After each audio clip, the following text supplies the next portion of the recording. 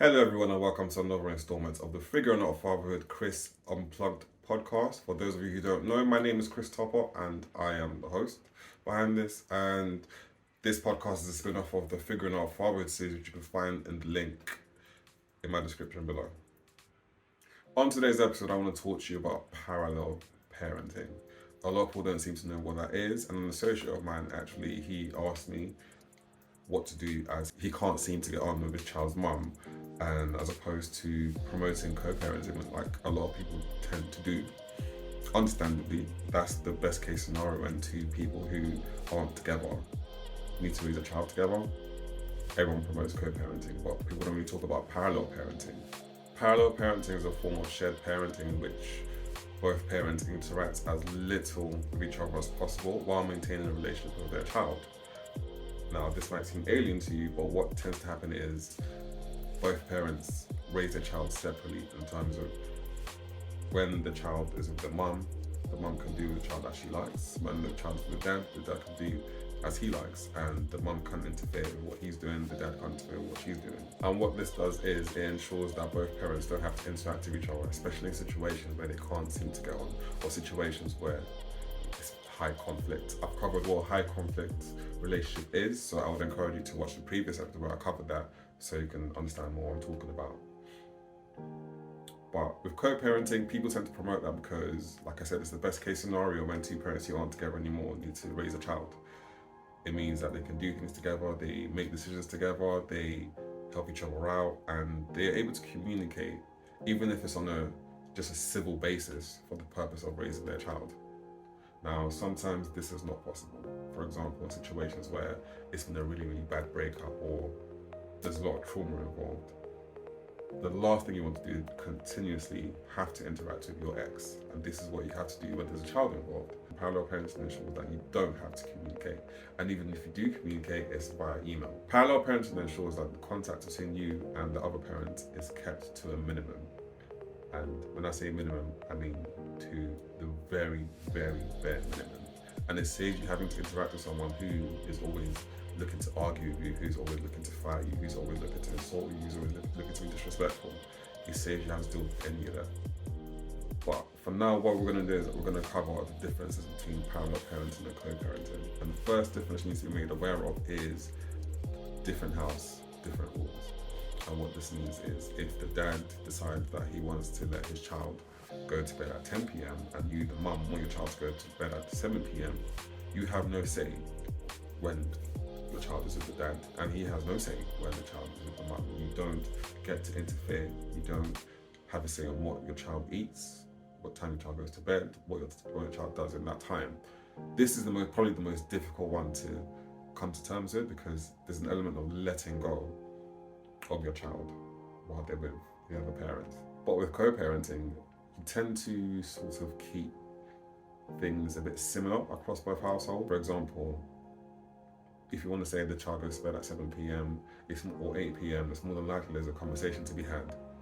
Or you can negotiate, you can agree a time or a medium between both of you that works for both of you.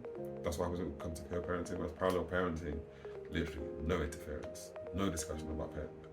The other key difference between parallel parenting and co-parenting is decision making. When it comes to decision making, when you're co-parenting, decisions tend to be made together. What school will the child go to? What religion? What extracurricular activities does the child take part in? These decisions are made together as a collective for the benefit of the child. When it comes to parallel parenting, you decide what you want your child to be doing. It's entirely up to you. Now, if what I've described to you so far sounds appealing, here are some of the other benefits you want to consider when it comes to parallel parenting.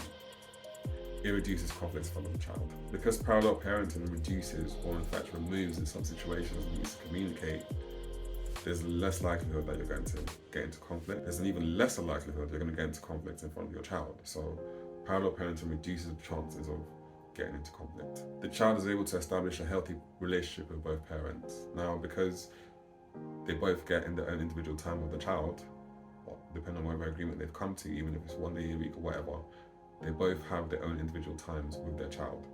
And what this does is it allows the child to build a healthy relationship with their parents separately. Studies have shown that children have the best outcomes in life if they spend at least 35% of their time with their parents.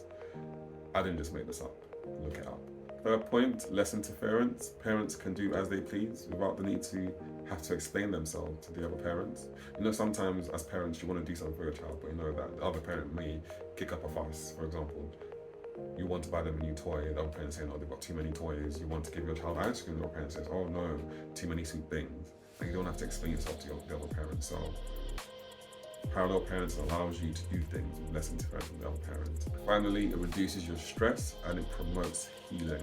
Now, in most situations where parallel parenting is being considered or is required, it's because it's a high conflict situation or there's a lot of trauma around the relationship which is preventing them from being able to co-parent effectively.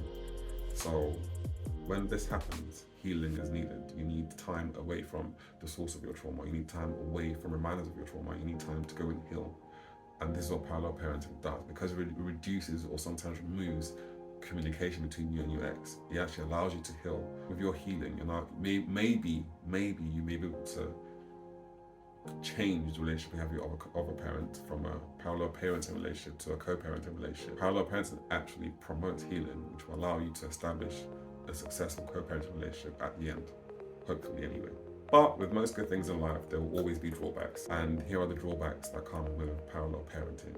The first one being, decisions are made without you. Now, it's also a benefit, but it's also a drawback. You don't want to find out about decisions being made after the fact. Sometimes you want to be consulted, as opposed to getting notified when a decision was made. And with getting notified or with finding out a decision has been made, it may make you feel, or the other parent feel, like their importance or their relationship with their child is not as important, or they're not as valued. So when it comes to decision making, my preference would be, as parents, you make it together. Parallel parenting can make a child feel like they need to pick a side. Now, this is unfair, even for adults, to have to pick a side between two people who can't get on. Now, imagine what it's like for a child looking up, and if the child's parents don't get along, and they feel like they have to pick a side. Final drawback we're going to discuss today is the fact that you have no say in what happens when the child is not with you. No matter how much you disapprove of what's going on, your child comes home or back to you and he or she says, oh, daddy let me eat chocolate till 12 a.m. or I was out all night with mommy, we didn't get home till whatever time. And you actually have no say in this because, like I said at the start of this, no interference. You don't communicate because it's not your time. What the parent does with their time with their child is not your business. The hope is that both parents are sensible enough and love the child enough to know that they will do anything to keep the child safe and for the child's benefit. So they don't do these things. They won't do anything that's cause for concern for the other parents. So how do you get into parallel parenting? You can actually do this in court. I would encourage you, if it's something you're considering, to actually speak to a lawyer about getting a parallel parenting agreement in place. When the parallel parenting agreement is a parallel parenting plan, and the parallel parenting plan is details around you and the other parent's responsibilities. Parallel parenting plans establish very, very clear boundaries, and some of the information kept within parallel parenting plans are the pick up and drop off times for the child, your parenting schedule, what time of the week do you pick up the child, how long do you have the child for, what days, how do you share holidays, how do you share bank holidays, what do you do on the child's birthday, Christmas, Easter. It details out the finances, it details out who pays for what, it details out what hobbies the child will do, it details out everything that the parents need to get involved in regarding the child and whose responsibility it is. It also includes cancellations and issues. So for example, situations where maybe you can't pick up your child because you're ill or you're stuck in traffic. Do you agree to extend your time? Do you agree to swap out days? It details out pretty much everything you will deal with as two parents who are not together for your child. And like I said, it removes the need to communicate because you already have a clearly established guideline as to how you're both going to parent individually. The hope with parallel parenting is that over time, due to separation, you're able to work out your issues separately and hopefully come back together for the benefit of the child and start a co-parenting relationship. So as we start to wrap up, it's important that I cover off a few points. Now, as much as I've spoken about parallel parenting and the benefits and drawbacks of it, it's important that in order to make sure it's enforceable, that it's actually done in court and lawyers are present when it's being drafted. Having a neutral third party witness you agreeing a parallel parenting agreement could also work without the need to go to court, but with that means it's a bit less enforceable because it hasn't been agreed in court. And that way, if one parent breaches the terms that have been agreed, there's only so much you can do. Another thing to consider is parallel parenting can make a child feel like they need to pick a side, so it's important that you ensure the child doesn't feel that way. For starters, don't use your child as a mediator. Don't use your child as a form of communication between the other parents. Don't use your child as a spy to find out what the other parent's doing. Just keep your child out of any disagreements or conflict between you and the other parent. I can't stress this enough, but if you're considering parallel parenting or you're considering drafting a parallel parenting plan, please make sure you consider what decisions can be made as individuals between the parents or what decisions the parents need to come together to make. I can't stress enough purely because it's going to minimize the stress and minimize potential conflict. That's the aim of parallel parenting, right? To minimize conflict and ensure you're able to work together in a healthy manner. Now, this is important for anyone out there who is constantly falling out with or constantly beefing the child's other parents. You may be considering maybe opting out of your child's life because you don't want to deal with the stress, or you may be considering alienating the other parents from the child's life because you're tired of dealing with the conflict that they bring. I would really encourage you to consider parallel parenting. Just look it up, do your research, and just look at the benefits of it, and hopefully this will help you, like I said, kickstart a healthy co-parenting relationship further down the line. Before you remove your child from the other parent's life, before you remove yourself from your child's life, consider parallel parenting and if that could work for you. Cool. So, as usual, if you enjoyed this episode, make sure you share it with your friends, share it on social media, share it with anyone who you feel will benefit from this information. And so I'm going to leave you guys how I always leave you, and that's to make a decision today that future you will be grateful for. Future you'll be grateful for considering parallel parenting if co-parenting isn't working. So until next time, guys.